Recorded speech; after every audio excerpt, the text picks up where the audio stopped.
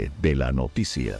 Se encuentra ya con nosotros en los estudios centrales de Radio City en Guayaquil la doctora Andrea Endara. Ella es politóloga, especialista en migración, desarrollo y gestión de proyectos, además de catedrática universitaria. Doctora Endara, buenos días. Bienvenida a Radio City. Buenos días, qué gusto estar aquí en Radio City compartiendo esta mañana con ustedes. Los ecuatorianos, doctora Endara, empiezan una semana particular, pues el anuncio de que no habrá cortes de energía parece dar un nuevo ambiente a este país golpeado en el último mes por una crisis sin precedentes. ¿Es el tema energético el desafío más potente que tiene el gobierno del presidente Daniel Noboa, o en medio de ese conflicto se ven algunos otros que podrían traerle problemas? Creería que es uno de los más inmediatos, pero no el más potente, porque como ya se ha venido conversando, el país está en una crisis constante en los últimos años y las mayores crisis que está enfrentando el gobierno de Daniel Noboa son dos. Primero, la crisis de seguridad. Ayer veíamos que Durán sobrepasó el ranking de las 10 ciudades más peligrosas del mundo y en comparación con 2023, y Guayaquil está en camino a ser una de estas 10 ciudades más peligrosas. Entonces, por un lado, la seguridad, que él ya tiene que presentar algún tipo de, no resultados, porque es difícil tener resultados en temas de seguridad después de la consulta, pero sí por lo menos un plan claro, un plan de acción, que no lo hemos visto. Y por el otro, sí, el tema de seguridad.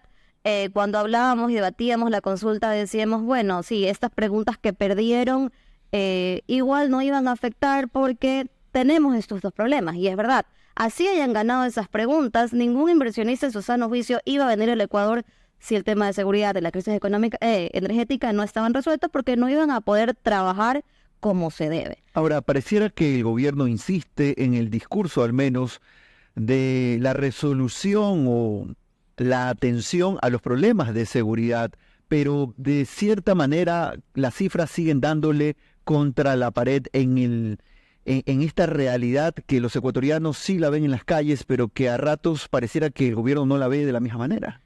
Creería yo que el gobierno tiene una perspectiva muy reactiva a la seguridad. Entonces, claro, aumentan los índices, mando más militares a las calles, un nuevo estado de excepción esta vez para que la Corte no lo reprenda, como ya en el estado de excepción de la crisis energética le mandó ahí un mensajito muy por debajo. Lo hizo específico a ciertas zonas donde son catalogadas como las más peligrosas. Sin embargo, la estrategia tiene que cambiar, y ese es el problema. Tenemos un plan Fénix que tiene un logo lindísimo dorado, pero no sabemos qué es el plan Fénix, y bajo esta idea de reserva realmente nos deja más dudas que certezas en cuanto a si el presidente sabe lo que está haciendo o no, y nos va a llevar a tener un Ecuador de paz, que es el que tanto anhelamos los ecuatorianos. La doctora Andrea Endara está con nosotros. Ella es politóloga, especialista en migración y desarrollo de gestión de proyectos. Vicente Andrés Tallano tiene más consultas para usted. Andrea, con respecto a la comunicación de gobierno, no es algo que se habla mucho, es algo que está muy en boga. Acabamos además de tener un cambio en la Secretaría Nacional de Comunicación, con una nueva ministra en esta cartera de Estado. ¿Cómo ves la comunicación del gobierno partiendo de una premisa de que sin gestión no puede existir comunicación efectiva? Bueno, es una pregunta un poco compleja, Vicente, porque primero no podemos evaluar la nueva gestión de la nueva secretaria, porque tiene días.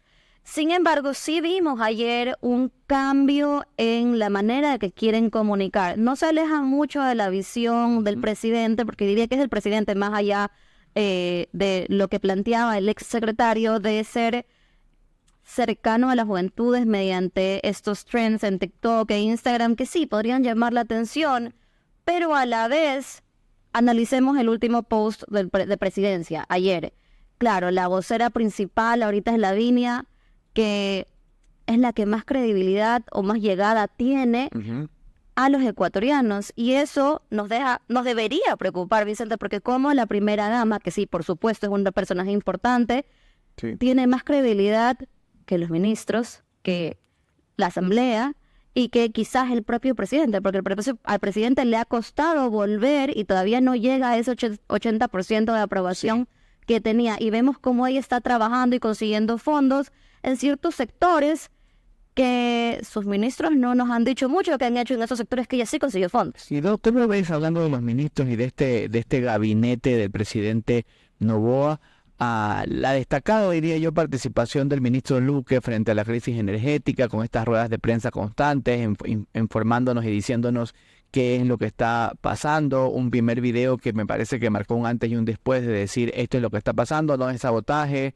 no hay este problema y vamos a hacer esto, esto y esto. ¿Cómo ves la gestión del ministro Luque? Y además, por otro lado, no quisiera decir la ausencia de gestión, porque quizás la poca o nula comunicación, porque no sabemos dónde están los otros ministros, no sé qué están haciendo, y yo como ciudadano y con conocimiento de causa te puedo decir que es necesario que se pueda pues mostrar esa gestión, no para hacer propaganda ni decir que porque mañana saldrá a decir, bueno, hacen mucha propaganda y estás ya preparándonos para el 2025 las elecciones, pero realmente necesitamos los ciudadanos conocer qué están pasando dentro de cada uno de estos ministerios. Bueno, la gestión o la forma de comunicar del ministro Luque es la adecuada porque uno muestra empatía. En su primera rueda de prensa mostró empatía con el ciudadano y les dijo, me siento exactamente como ustedes, frustrado, cansado, no sé qué voy a hacer con mi trabajo, etcétera, etcétera. Entonces se puso en el lugar del ciudadano, lo cual de cierta manera apaciguó el enojo de los ecuatorianos. Sí. Y esta constante comunicación de cómo van las cosas, él aparece por lo menos entre 2 y 3 veces por semana diciéndonos, hoy hay corte, mañana no hay corte, mira, no te puedo dar un corte para toda la semana porque esto es lo que pasa. Y lo explica de manera tan sencilla que todos lo podemos entender, a diferencia, por ejemplo, en la crisis que tuvimos, con los apagones que tuvimos con Lazo, que nadie entendía qué pasaba. Entonces, eso es algo bueno y debería replicarse, obviamente no en la misma medida con los otros ministerios porque él está respondiendo a una crisis. Ahora, cuidado también, lo quemamos, porque ya el presidente hace 1 semana y media aproximadamente nos dijo que está bien haciendo bien las cosas y capaz en un tono burlón le da un tercer ministerio. Eso sería sobrecargar y el buen trabajo que está haciendo el ministro Luque, pues podría venirse abajo de tanto trabajo. ¿Y por qué no exigirle o terminar a los otros ministros o terminar de refrescar este gabinete que está todavía... ¿Te parece necesario que haga más recambio el presidente Noboa? Por supuesto que sí, o sea, te voy a dar un ejemplo exacto. La ministra de Ambiente. La ministra de Ambiente ha tenido una serie de escándalos y de metidas de pata que son imperdonables. Sin embargo, ahí sigue.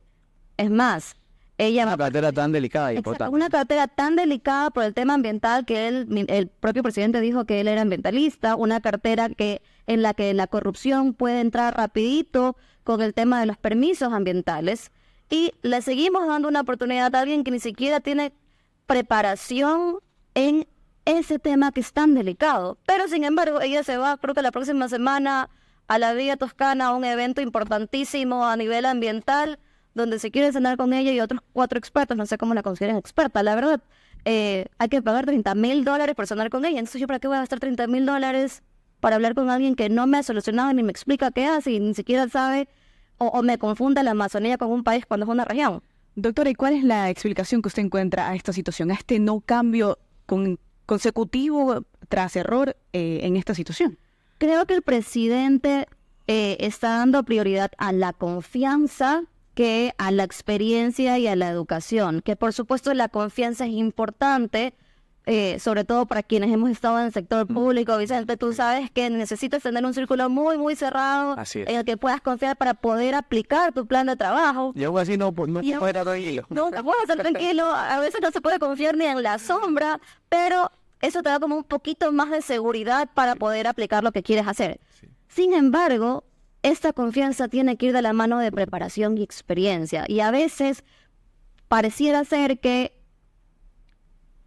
el círculo de confianza del presidente, como viene del sector privado, que ojo, no tiene nada malo, no tiene la preparación necesaria para manejar las aguas turbulentas de la política ecuatoriana.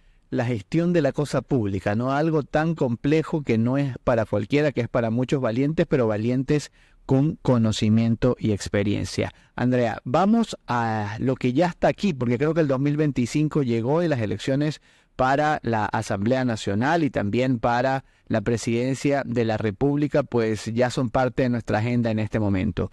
¿A qué actores ves dentro del escenario de la palestra, quienes con mayores posibilidades de hacerle una competencia en esta carrera a la reelección del presidente Noboa a la presidencia de la República? Bueno, ahorita tenemos 3 actores que ya han mostrado su interés por terciar la presidencia en 2025. Tenemos a Cristina Reyes, que es un personaje bastante querido, sin embargo está sin partido, así que no sabemos por dónde podría ir y también necesitaría pues de un binomio bastante querido por la ciudadanía, sobre todo en el sector sierra, como para que ella tenga una posibilidad.